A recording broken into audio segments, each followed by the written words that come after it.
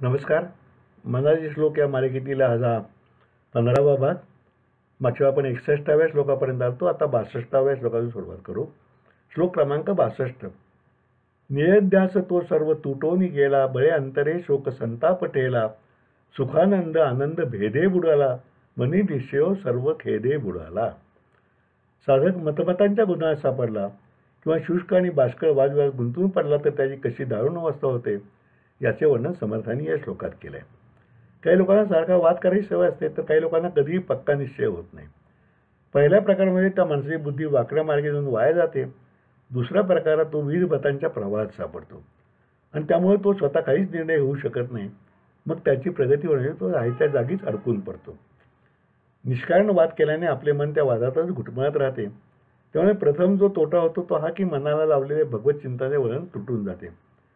भक्ती मार्गाने साधना करत असताना आपण स्मरण म्हणजे नामस्मरण ही पहिली पायरी मानतो. ते स्मरण सतत राखणे आपले कर्तव्य असते. पण वादविवाद करण्यास साधक ते विसरून जातो. त्याची एकाग्रता नष्ट होते, झालेली प्रगती नाश पावते आणि पुन्हा पहिल्या पायरीच्या अलीकडे तो येऊन पोहोचतो. अनुसंधान खंडित झाल्यामुळे त्याच्या मनात क्रोध आणि शोक हे विचार जबरदस्तीने प्रवेश करतात. वादविवाद आपल्या विरुद्ध जो मत मांडेल त्याच्याविषयी संताप येतो. त्यामुळे मनामध्ये क्रोध पुन्हा उफाळून येतो. कधी वाद करताना आपल्या मताचे खंडन झाले तर दुःख वाटते. मग ते दुःखही आपल्या अंतरात येऊन बसते.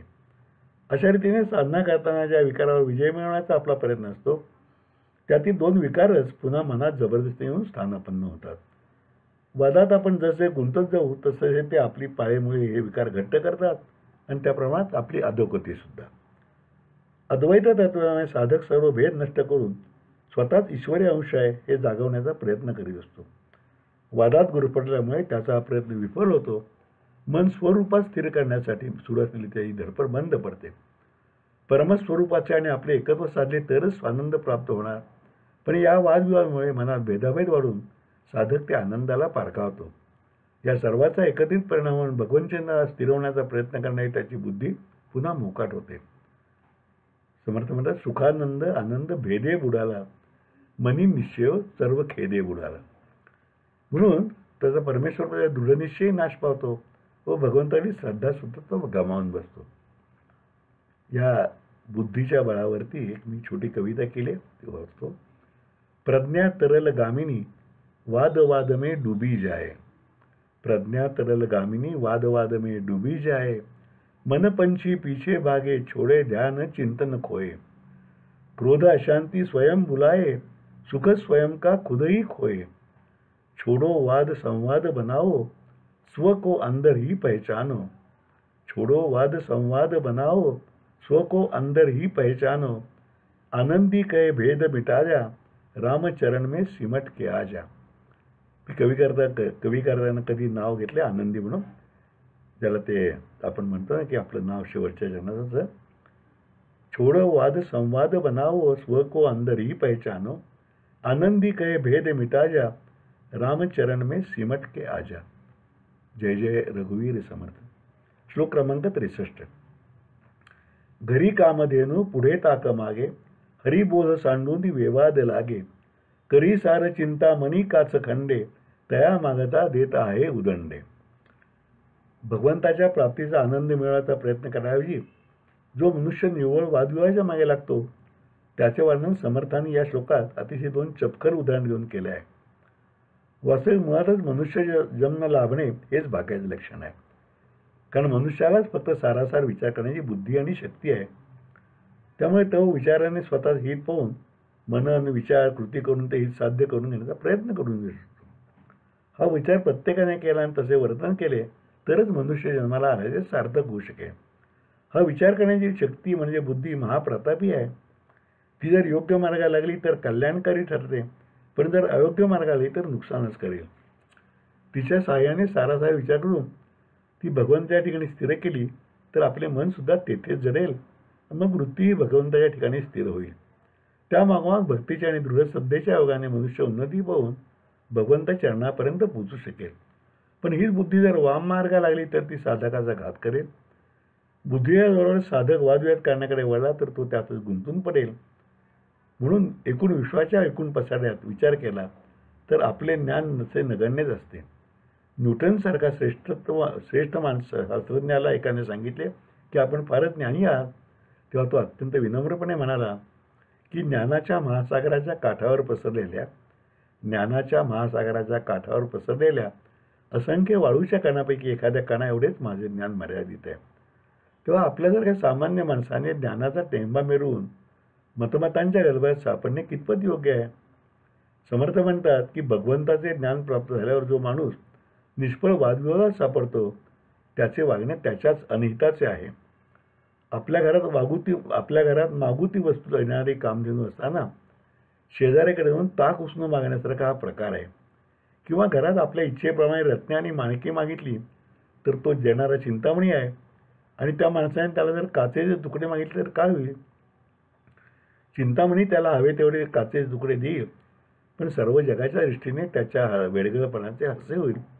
अगदी हीच परिस्थिती परमात्म्याच्या प्रेमात रंगून जाण्याऐवजी वादविवादात मूढपणे गुंगून जाणाऱ्या माणसाची होते, असे त्यांनी स्पष्ट केले आहे. केवळ बुद्धिचातुर्याने आपण माणसांचे सुद्धा जिंकू शकत नाही, तर केवळ त्याऐवजी आपण परमेश्वराची प्राप्ती कशी करून घेऊ शकू? एक छोटीशी गोष्ट आहे. एका गावात शेतकरी राहत होता. अतिशय मेहनतीने शेती करत असे. संपूर्ण गावाच्या शिवारात त्याची शेती वेगळी उठून दिसत असे.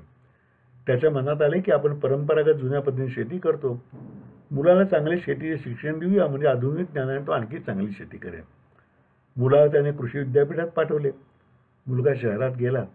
कालांतराने शेतीत BSc ॲग्री होऊन 4-5 वर्षांनी प्रथमच खेडेगावाला. आपल्या बुद्धीचा चांगलाच वृथा अभिमान त्याने जोपासला होता. तो आपल्या शेतकऱ्याला शेतावर गेला. एका वाफ्याच्या रोपानं वडिलांना म्हणाला, बाबा, काही तुमची जुनी शेती, या रोपांना अजिबात टोमॅटो येणार नाहीत. बापाने ते ऐकले. म्हणाला, बरोबर आहे तुझे म्हणणे, या रोपांना टोमॅटो येणार नाहीत. पोरगा मानवतो आणखीनच फुगला. म्हणाले, याचे कारण तुम्ही याची लागवड आधुनिक तंत्राने केली नाही. आता तरी सुधारणा करा. बापाने कपाळाला हात लावला. तो म्हणाला, पोरा, तुझे म्हणणे निम्मेच बरोबर आहे. याला टोमॅटो येणार नाहीत कारण ही वांग्याची रोपे आहेत. तेव्हा केवळ बुद्धिचातुर्य या जोरावर वाद करणाऱ्या माणसाची स्थिती पण त्या पोरासारखीच होण्याची शक्यता असते.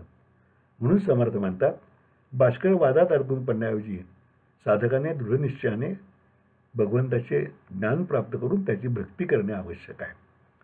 श्लोक जय जय रघुवीर समर्थ. श्लोक क्रमांक 64.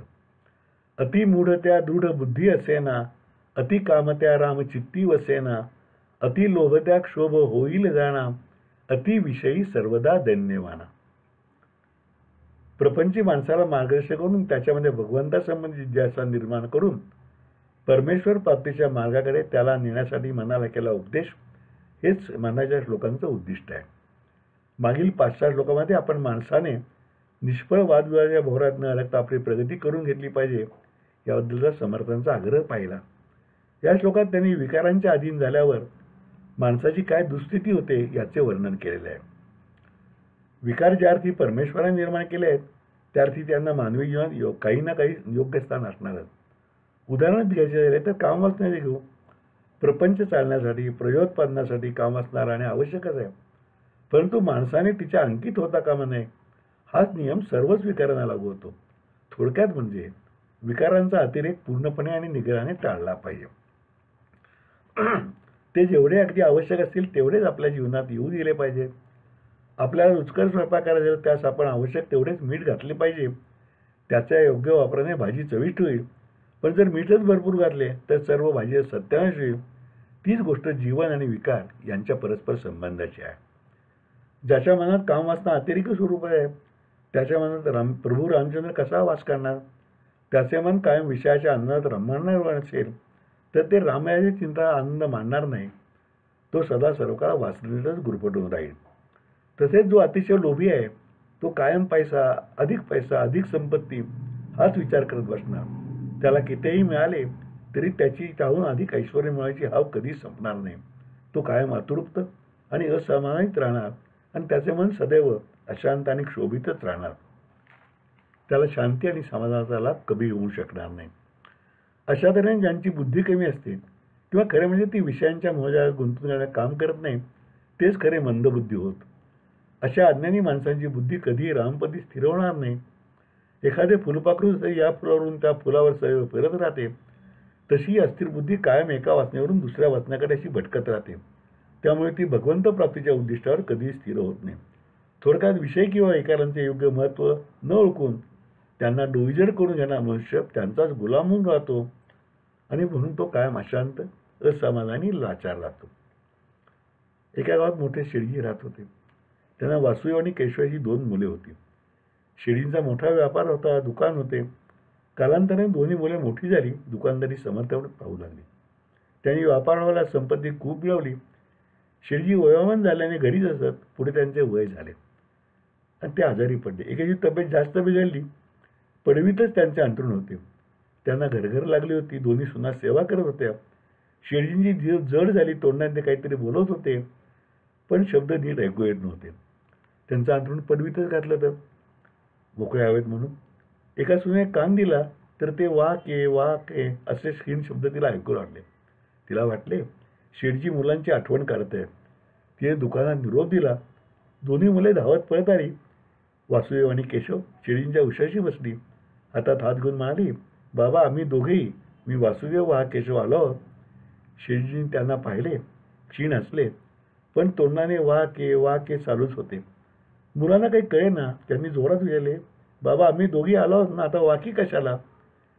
त्यांनी उत्तर ऐकण्यासाठी शेडजींच्या तोंडाजवळ कान नेला. शेडजींनी महत्प्रयासाने ताकद लावली.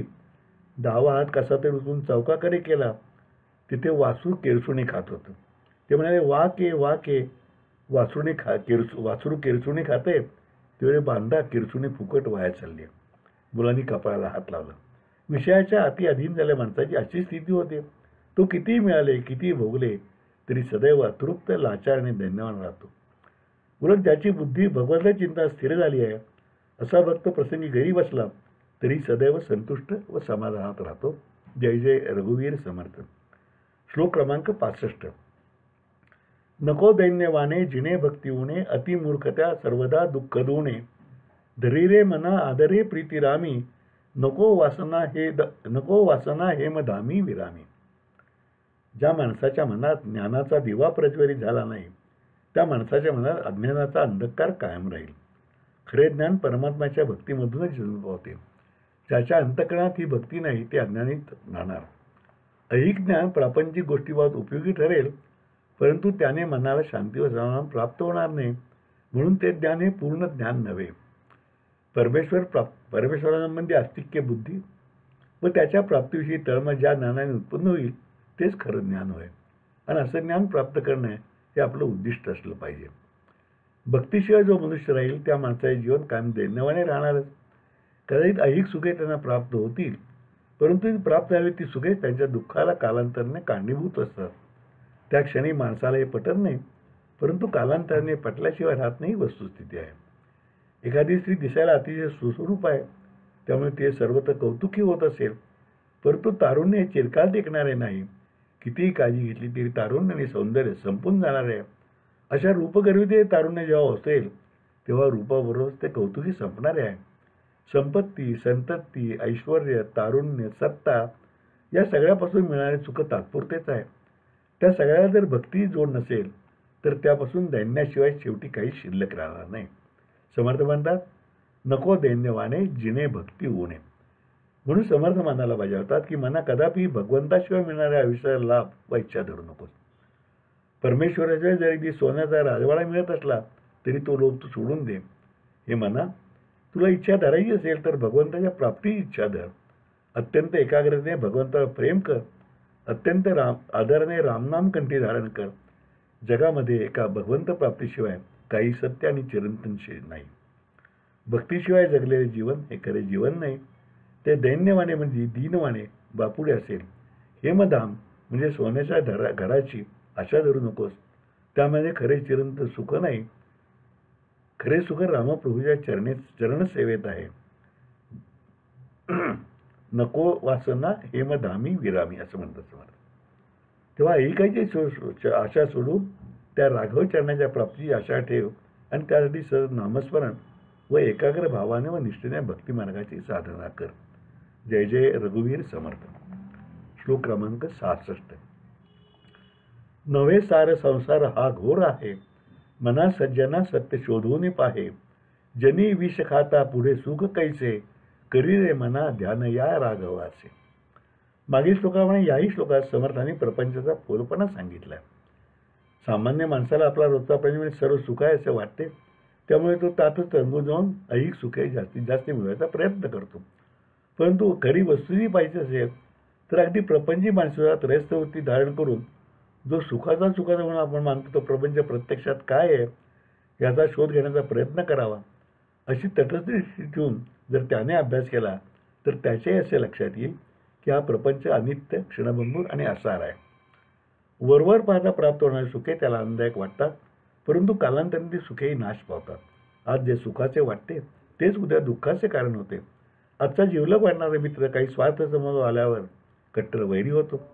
अगदी आपल्या नात्यागोत्याची मंडळी आपले उपकार विसरून जाऊन आपल्या अडचणीच्या वेळी केवळ बघायची भूमिका घेऊन मदत करायचे टाळतात. इतकेच काय, आपली मुलेसुद्धा त्यांच्यासाठी आपण उपसलेले कष्ट विसरून आपल्या वृद्धापकाळी आपल्या अडगळ मानू लागतात. सहज मला आठवतं आता की बागबान सिनेमा परवा टीव्हीवर लागला होता. अमिताभ बच्चन आणि हेमा मालिनी अतिशय सुंदर काम, सुंदर कथा, परेश रावलचा अभिनय सुंदर, आणि मुलं विचारत नाही म्हणजे काय होतं ही अवस्था त्यात ते दाखवली आहे. फार सुंदर. तेच समर्थ सांगता येते की मुलंसुद्धा आपण पडले कष्ट विसरतात आणि आपल्याशी नीट आपली अडगळ मानायला लागतात. परंतु जर म्हणजे संसार आनंदरूपी असे समजून माणसं त्यात गुंगून जातात खरी, पण तटस्थाने अभ्यासवृत्तीने पाहिले, परिशीलन केले आणि प्रपंचाचे खरं स्वरूप जाणण्याचा प्रयत्न केला तर प्रपंच सुखरूप नसून दुःखाच्या सागराने तो सुखाचा घेतलेला केवळ बाह्यवेशही लक्षात येईल. प्रपंच अस्थिर, अनित्य आहे, त्यात वाढणारे सुखसुद्धा क्षणिक आहे आणि त्याचे खरे स्वरूप गोंडस नसून भयप्रद आहे हे त्या अभ्यासकाच्या लक्षात येईल. समर्थ मनाला सांगतात, तू अशा अभ्यासकाची भूमिका घे आणि प्रपंच हे भयप्रद स्वरूप समजावून घे, म्हणजे मग तू त्याच्या मोहजाळात फसणार नाही. हा मार्ग जर साधकाने स्वीकारला नाही तर तो चिरंतन सत्यापासून लांबच राहतो. प्रपंचातील सुखदुःख खरे मानून तो त्यातच म्हणजे जन्म मरणाच्या चक्रात फिरत राहतो. एखाद्या माणसाने जर विष घेतले तर त्याच्या परिणामी तो तडफडून वेदनांनी दुःखीच होणार. त्याला त्या विषप्राशापासून सुख मिळणे कदापि शक्य नाही. त्याचप्रमाणे सुखाचा प्रपंचच खरा मानून चालणाऱ्या प्रपंच माणसालाही शेवटी दुःखच भोगावं लागेल. त्याच्या पदरात खरे सुख पडणार नाही. म्हणून साधकाने पूर्ण व सम्यक विचार करावा, खऱ्या आणि खोट्या यातील फरक जाणून घ्यावा, सार आणि आसार पारखून घ्यावे, क्षणिक काय आणि चिरंतन काय यातील भेद जाणून घ्यावा आणि म्हणून हे सगळं जाणून भगवंताला शरण जावं. जय जय रघुवीर समर्थ. आज आपण इथेच थांबूया.